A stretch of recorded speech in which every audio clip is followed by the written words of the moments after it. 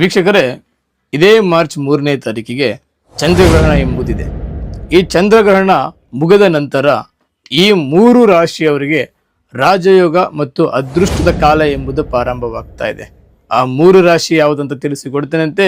ಈ ವಿಡಿಯೋಗೆ ಒಂದು ಲೈಕ್ ಅನ್ನ ಮಾಡಿ ಮತ್ತು ಜೈ ಸೂರ್ಯದೇವ ಅಂತ ಕಮೆಂಟ್ ಅನ್ನ ಮಾಡಿ.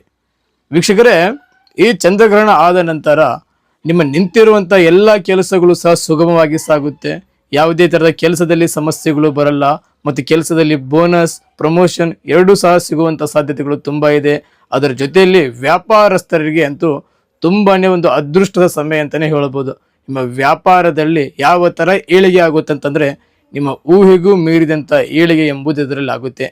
ಆರೋಗ್ಯದಲ್ಲಿ ತಾವೇನೋ ಸಮಸ್ಯೆನ ಅನುಭವಿಸ್ತಾ ಇದ್ರು ಅದು ಸಹ ಎಲ್ಲವೂ ಸಹ ಕಡಿಮೆ ಆಗುತ್ತೆ. ಆ ಅದೃಷ್ಟವಂತ 3 ರಾಶಿಗಳು ಮೊದಲನೇದಾಗಿ ಮೇಷರಾಶಿ, ತುಲಾ ರಾಶಿ ಮತ್ತು ಮಕರ ರಾಶಿ. ಈ 3 ರಾಶಿಯವರಿಗಂತೂ ಅದೃಷ್ಟದ ಸಮಯ ಎಂಬುದು ಶುರುವಾಗ್ತಾ ಇದೆ. ಇನ್ನು ನಿಮಗೆ ಹೆಚ್ಚಿನ ಮಾಹಿತಿಗಾಗಿ ಈ ಕೆಳಕಂಡ ನಂಬರ್ಗೆ ಕರೆ ಮಾಡಿ. ಎಲ್ರಿಗೂ ಸಹ ಶುಭವಾಗಲಿ.